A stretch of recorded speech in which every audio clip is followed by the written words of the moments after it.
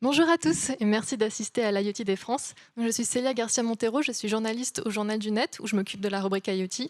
Et l'actualité des objets connectés et surtout des réseaux LP1 connaît ces derniers mois de multiples rebondissements entre Sigfox qui a été placé en redressement judiciaire, ce qui a mis un coup d'arrêt au projet vu que là, la décision sur son avenir n'est pas attendue avant la semaine prochaine. Objet News qui a annoncé la fin de son réseau LoRaWAN fin 2024 et en parallèle de nouvelles technologies qui émergent en France comme le NB IoT ou le réseau peer-to-peer de l'américain Nova Labs basé sur LoRa et la blockchain. Donc il y aura une intervention dessus un peu plus tard dans l'après-midi. Donc ça fait pas mal de rebondissements. Et il y a d'autres acteurs qui tentent de s'affirmer en mettant en avant la pérennité de leurs solutions, comme l'Alliance Wise, qui déploie son réseau dans l'énergie depuis 2017 et qui essaye de diversifier en ce moment ses usages pour attirer justement de nouveaux clients. Donc face à cela, les clients peuvent s'interroger sur ce qu'ils doivent faire pour assurer la pérennité de leur projet IoT. Et donc pour échanger sur ce sujet, nous accueillons Philippe Lanet, directeur des ventes en France du fournisseur mondial de modules sans fil Kectel Wireless Solutions, et Raphaël Canals, enseignant-chercheur à l'Université d'Orléans et responsable de la formation de l'école de l'IoT. Alors, pour commencer avec vous, Raphaël Canals, face à ce contexte d'incertitude, que conseillez-vous aux acteurs de faire pour prendre une bonne décision ?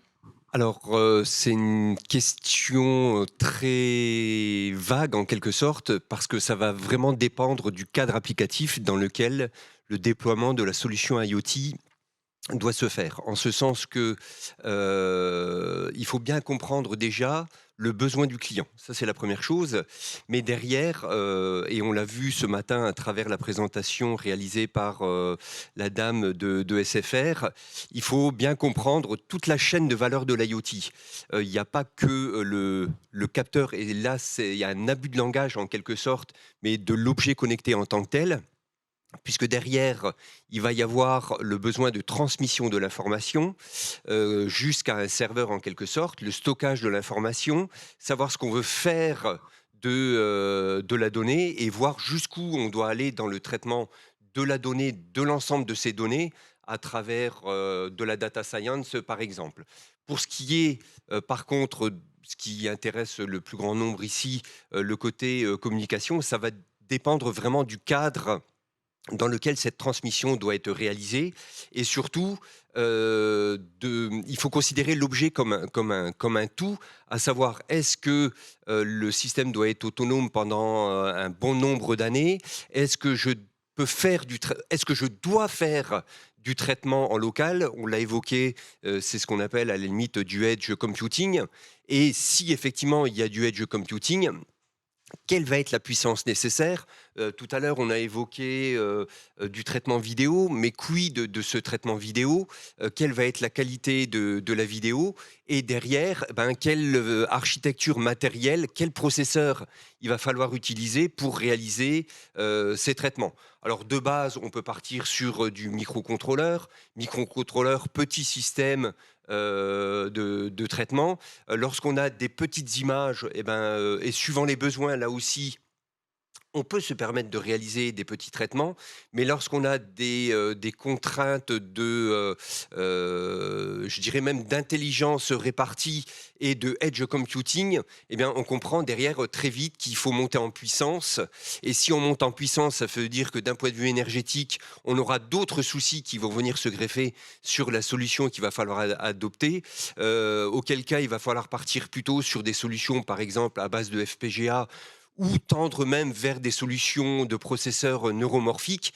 Et là, on voit très vite la spirale, en quelque sorte, dans l'encombrement, dans l'intégration, dans la consommation énergétique, dans la gestion intelligente de la communication, qui elle-même est très consommatrice également en énergie. Et donc, on voit effectivement qu'il n'y a pas une réponse unique à votre question, mais il faut vraiment prendre cela comme une réponse cas par cas d'usage en quelque sorte. D'accord, merci. Oui, donc il faut vraiment garder en tête qu'il faut avoir l'usage en tête pour choisir la technologie de communication. Tout à fait. Et de votre côté, Philippe Lanet, vous conseillez plutôt de s'orienter vers des technologies standardisées, n'est-ce pas? Alors, ce qui est sûr, c'est qu'un objet connecté, c'est exactement ce qu'on disait, c'est d'abord pour l'objectif, c'est de générer de la donnée. Cette donnée, elle va être utilisée dans le cadre d'un use case, et ce use case, il va être amené à se déployer. On l'a vu tout à l'heure, la présentation de Kineis. Est-ce que c'est une présentation qui va être globale? Est-ce que ça va être local? Est-ce que je vais vouloir utiliser un réseau public ou un réseau privé? Donc aujourd'hui, il existe énormément de technologies et toutes ces technologies, en fait, elles ne sont pas concurrentes les unes des autres. On a des use cases qui vont pouvoir combiner plusieurs technologies, alors qu'ils sont soit standardisés, c'est typiquement les technocellulaires qu'a présenté Valérie de chez SFR tout à l'heure, du LTEM, du NB-IoT, ou plus loin du 4G, 5G. Et ces technos, aujourd'hui, elles s'appuient sur un élément qui est une carte SIM. La carte SIM, c'est l'identification sur un réseau opérateur. Et c'est cette identification qui va aussi permettre d'ajouter un aspect qualité de service. En fait, on l'a vu avec beaucoup de technos comme Sigfox, LoRa, beaucoup de projets sont restés à l'état de POC parce que le passage à l'échelle a été très dur à imaginer pour beaucoup de sociétés. Et aujourd'hui, on a cette chance d'avoir des technos LTE NB-IoT qui permettent de dépasser cette étape du POC. On parlait du WISE tout à l'heure 169, c'est des choses qui sont déjà mises en place. Mais ça ne veut pas dire que LoRa et Sigfox ne sont que des technos de POC. Je n'ai pas dit ça, attention. LoRa et Sigfox est couramment déployé, il y a une interopérabilité. Et aujourd'hui, effectivement, le bruit qui est fait, ce que tu disais, sur les mauvaises nouvelles, quelque part, que sont apportées sur ces technos dans les bandes 868, amène un peu plus de, comment dire, de confidence et de sérénité dans les technocellulaires. D'accord, merci pour ces explications. Et c'est vrai que du coup, pour l'Alliance LoRa, ils mettent aussi en avant la standardisation. Et pour ce sujet, c'est l'interopérabilité des réseaux qui revient de plus en plus comme un gage de pérennité. Donc du coup, celle-ci peut s'effectuer à plusieurs niveaux, aussi bien au niveau des capteurs en intégrant différentes puces pour que l'objet soit multi-connectivité. C'est par exemple ce que propose le groupe The Cat. Il y a aussi l'interopérabilité au niveau des couches basses réseau. Donc là, c'est sur quoi travaille la startup Aclio avec son standard chic sur IP, mais aussi l'interopérabilité peut se faire au niveau du cloud grâce aux API fonctionnant sur Internet. Donc, du coup, je voulais savoir ce que vous en pensez de cette interopérabilité. Raphaël Canal, est-ce que c'est un sujet sur lequel vous travaillez ? Alors obligatoirement, puisque dans la formation école de l'IoT, qui est un Master of Science et non pas un simple Master pardon, on travaille avec des entreprises sur des sujets qu'ils nous proposent et dans ce sens, la problématique de l'interopérabilité est quasiment de fait aujourd'hui, en ce sens qu'entre un système qui fonctionne dans un certain contexte environnemental et qui, par exemple, on parlait de tout à l'heure, j'ai vu passer des slides sur l'agriculture de précision. Lorsque on a un système, un petit robot, par exemple, qui navigue en plein champ et qui, du tout au coup, doit passer en serre, donc dans un environnement, je dirais, particulier, avec en quelque sorte une cage de Faraday, eh bien, le principe des communications ne peut plus être le même. Et donc, l'interopérabilité dans ce cadre-là, et vous le comprenez, et doit être vraiment de fait. De la même manière, avec un petit système que vous avez qui fonctionne sur un système terrestre en quelque sorte et qui doit basculer tout à coup au fond d'une rivière, et encore, il n'y a pas trop de problématiques, enfin ça dépend, rivière et rivière, mais qui après coup doit basculer en milieu sous-marin. Et là, je me tourne vers vous quant aux solutions disponibles qui ont été présentées ce matin. Eh bien, je crois qu'il n'y a quasiment plus rien qui fonctionne en milieu sous-marin, en sachant que là aussi, au risque de se mettre Greenpeace et autres à dos, il va falloir mettre en œuvre des modes de transmission qui vont être respectueux de l'environnement, qui permettent d'avoir des portées plus ou moins assez grandes. Là, c'est encore assez délicat. Respecter la faune, la flore, ainsi de suite. Et là, on tombe dans un contexte où, effectivement, l'interopérabilité terrestre sous-marin, là aussi, vous le comprenez, qui doit être de fait. Donc très difficile à mettre en œuvre dans ce cas de figure-là, mais pourtant il y a des solutions qui existent. D'accord, merci. Et Philippe. Je pense que juste pour rajouter là-dessus, en fait, il faut pas parler d'interopérabilité, mais aussi plutôt de complémentarité de ces technos. On a vu encore une fois Kineis, un des typiques exemples, c'est du tracking de containers. On va être sur un univers satellitaire, on va passer en cellulaire, mais dans le container, on peut avoir des palettes qui vont arriver dans un entrepôt et on peut passer sur du LoRa réseau privé, par exemple. Donc il y a énormément de choses qui sont complémentaires, encore une fois, mais la donnée qui reste émise par l'objet, ou par l'objet, va rester la même et va être utilisée par différentes plateformes, comme comme on l'a vu juste avant avec UpCity par exemple. Oui, justement, tout à l'heure, vous avez commencé à aborder l'eSIM. Du coup, est-ce que Quectel la solution mise aussi sur la multiconnectivité? Est-ce que vous avez des demandes des clients Alors, il y a la partie eSIM, donc c'est une innovation qu'on a présentée au Mobile World Congress, où l'idée c'est d'intégrer la SIM dans un module. C'est quelque chose qui se fait déjà depuis longtemps, mais aujourd'hui on va l'intégrer au niveau vu comme un certificat de l'opérateur. L'intérêt, ça va être quoi? Ça va être aussi de réduire la consommation électrique de l'objet pour pouvoir obtenir des durées de vie de plus en plus longues. Dans les cas d'usage dont on parlait tout à l'heure, par exemple NB-IoT, aujourd'hui on a la chance d'avoir en fin d'année un réseau qui va être 100%, enfin 80%, tu disais Valérie, c'est ça? 99% en fin d'année, et donc qui va permettre aujourd'hui des déploiements d'objets NB-IoT avec des durées de vie de batterie. On sait faire aujourd'hui des 12 à 15 ans pour un objet connecté. Donc ça, c'est la première chose, c'est la partie carte SIM. Ça, c'est quand même une innovation assez importante puisque ça réduit aussi le coût de l'objet. Encore une fois, moi j'ai démarré les connectivités dans les années 90. Quand on a démarré chez Wavecom à l'époque, un module, ça valait 200 à 250 $. Aujourd'hui, un module 2G, c'est quelque chose qui vaut 2-3 $. Donc il y a aussi ce passage à l'échelle des technologies qui va permettre de réduire les coûts d'accessibilité de l'objet. Oui, justement, pour reprendre aussi la question pour SFR, quelles sont les perspectives avec la 5G? Est-ce que vous voyez du coup des évolutions? Est-ce il y a des choses à penser pour les déploiements à venir? Alors c'est sûr que la 5G, nous on a la chance, Quectel, on est le leader mondial des solutions de communication. On est une société chinoise et les Chinois ont déjà 2 ans d'avance par rapport à la France aujourd'hui. Donc aujourd'hui, les réseaux 5G SA sont déjà très largement déployés et les technos, par exemple NB-IoT sur les réseaux 5G, sont déjà couramment utilisés dans des compteurs, dans pas mal d'applications. Donc là, c'est sûr que la 5G sur les produits, ce qu'on appelle LTEM ou NB-IoT, on va dire 5G, sont nécessaires. Ça va amener quoi? Ça va être une réduction de la consommation. Donc encore une fois, on va avoir des objets encore plus autonomes. Ça va être aussi la capacité, c'est une chose qui est importante aussi sur les réseaux publics, c'est un opérateur s'engage sur une bande de fréquence qui lui a été licenciée, de pouvoir mettre à disposition une communication sur un nombre d'objets qui est juste faramineux.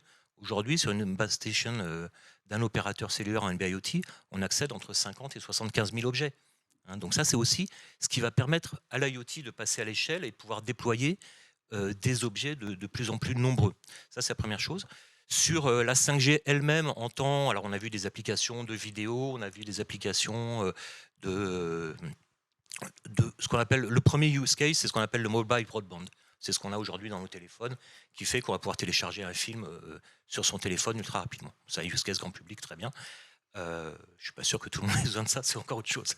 Mais sur la partie 5G, ce qui va être important, c'est cette notion de réseau standalone, où on va avoir une réduction de la latence, donc le pilotage d'objets de plus en plus réactifs. Ça, c'est une chose très importante. Valérie en a parlé avec les voitures autonomes, par exemple, mais aussi avec l'arrivée de l'industrie 4.0 et la possibilité justement de dédier des bandes de fréquences. Donc, c'est une expérimentation qui est en cours avec l'ARCOM, de pouvoir dédier des bandes de fréquences aux industriels, comme on l'a fait par exemple, comme a été fait en Allemagne, où les industriels sont capables aujourd'hui d'utiliser un propre réseau 5G pour démarrer leurs applications.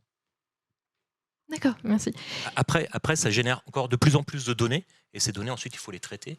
Et certaines fois, les flux vidéo, on n'a pas forcément besoin de 5G. Prenez l'exemple de UpCity qui disait on est en 0,3 mégapixels. On peut déjà faire pas mal de choses avec ça, effectivement. Oui, et justement sur le traitement de la donnée, Raphaël Canal, est-ce qu'il y a autre chose qu'il faut penser pour les projets? Qu'il faut penser, oui, pour la pérennité des projets. Vous parlez justement de l'edge computing pour le traitement. Alors oui, je rebondis d'ailleurs sur la discussion tout à l'heure. C'est vrai qu'on parle de plus en plus de l'anonymisation des données. Ça, c'est une première chose, et ça va dans votre sens. Et justement, avec cette histoire d'interopérabilité et de multiconnectivité, je pense malgré tout qu'il y a des choses à faire, puisqu'il y a possibilité de réduire, par rapport à des images de super qualité, de réduire la résolution au niveau de nos images, justement pour tendre vers cette anonymisation de la donnée en tant que telle. Mais c'est vrai que c'est pas parce que on nous offre en quelque sorte une Ferrari que je vais me permettre d'aller chercher mes œufs au bout du chemin de terre avec ce véhicule. D'où je pense, la nécessité, malgré tout, derrière, d'envisager la problématique différemment. On a un terrain de jeu à disposition ici qui est énorme, et donc avec cette histoire de edge computing, et c'est vrai que lorsqu'on regarde rien que les petits processeurs tels que les cartes Raspberry, par rapport à l'évolution, première version de la Raspberry, le petit chip qui avait une très faible puissance de calcul, et aujourd'hui la Raspberry 4 qui est multicœur, les processeurs qu'on a aujourd'hui dans nos téléphones qui sont également multicœurs, on a ici des puissances de calcul qui sont énormes, avec un potentiel de traitement local en consommant très peu d'énergie. Après, c'est à nous effectivement de développer ces solutions locales pour limiter justement le débit, et donc je dirais derrière le besoin de débit, de connectivité sur nos liaisons de communication. Et il y a des solutions aujourd'hui qui existent, qui se créent pour justement atteindre des besoins en communication, même pour la vidéo, et qui sont très très faibles. D'accord. Bah, merci à tous les deux pour vos explications. Donc c'est vrai qu'en conclusion, vu que là, les réseaux IoT connaissent pas mal d'évolutions, c'est impossible de prévoir lesquels seront présents dans 10 ans. Donc le mieux, c'est vraiment de penser à l'usage et de développer des objets connectés plutôt multiprotocoles pour faire face à cette situation.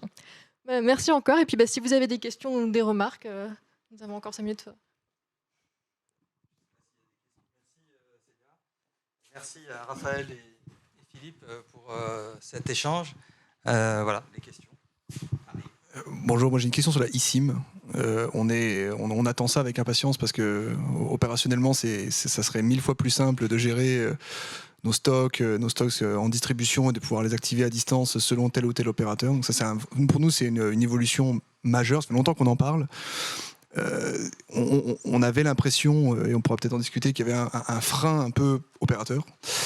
Est-ce que c'est toujours le cas? Est-ce qu'il y a une date de mise en production de ça de façon assez généralisée?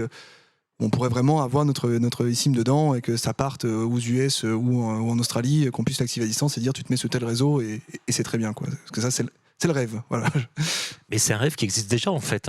Aujourd'hui, il ne faut pas dire que les opérateurs se freinent pas du tout. Aujourd'hui, ils sont capables de proposer des solutions avec un profil opérateur qui va permettre même déjà au niveau de la production de pouvoir tester, qualifier le produit. Et ensuite, le produit part aux quatre coins de la planète et va se connecter sur le profil opérateur nécessaire, soit sur le choix du réseau profil opérateur initial, soit avec une techno qui s'appelle le RSP, c'est le Remote SIM Provisioning, où je vais pouvoir changer mon profil à distance. Mais ça existe déjà depuis longtemps. Donc c'est tout à fait disponible, on peut en parler après. Avec plaisir. Valérie, ouais. Dans le cadre de l'IoT, c'est un petit peu spécial. Alors d'abord, c'est pas forcément un frein des opérateurs. Il y a aussi une pénurie de composants. Non, je défends pas ma paroisse. Absolument pas. Mais il y a une pénurie de composants quand même à l'échelle mondiale qui a freiné un peu le développement de toutes ces technologies eSIM. Ce serait un peu différent parce que quand vous prenez un iPhone 13, c'est extrêmement facile, c'est déjà dedans. Donc ça, il n'y a pas de souci pour la partie mobile parce que c'est vous qui avez la main sur le profil, qui pouvez l'activer avec un QR code, etc. Dans le cadre de l'IoT, il faudra vraiment faire attention parce qu'on n'aura pas la main, enfin vous n'aurez pas forcément la main pour activer le profil. Donc ça restera certainement dans le cadre de l'opérateur. Puis il y aura aussi deux plateformes qui vont être différentes et surtout les composants 3GPP minimum parce qu'autrement ça ne fonctionnera pas ou ça aura des problèmes pour fonctionner. Et juste pour compléter ce que tu dis, c'est aujourd'hui effectivement il y a ces notions de eSIM qui sont toujours disponibles, bien sûr. Et la iSIM dont j'ai parlé, donc c'est vraiment intégré dans le module. On va s'affranchir de ces composants. On sort de 2 années compliquées, on va dire, en termes de supply. Aujourd'hui, ça commence à aller un peu mieux, enfin, en tous les cas pour nous. Cette partie Remote SIM Provisioning, effectivement, il faut dissocier le côté grand public. Depuis mon iPhone, je change mon profil, du M2M, où là, je vais avoir une campagne de changement du profil sur tous mes objets connectés. Donc ça, c'est vraiment quelque chose qui est un projet à mettre en place et ça ne se fait pas d'un claquement de doigts comme ça. Mais encore une fois, le profil opérateur de base aujourd'hui permet de se connecter instantanément dans tous les pays du monde. Et on a la chance, encore une fois, aussi, la France d'être le premier pays touristique du monde, donc avec le plus grand nombre d'accords de roaming avec tous les opérateurs à travers la planète. Donc là aussi, c'est une chose sur laquelle il faut capitaliser. On a aussi la chance en France d'avoir un écosystème de sociétés qui travaillent dans cet univers IoT et qui partent aux quatre coins de la planète. Et aujourd'hui, ça marche très bien. Merci.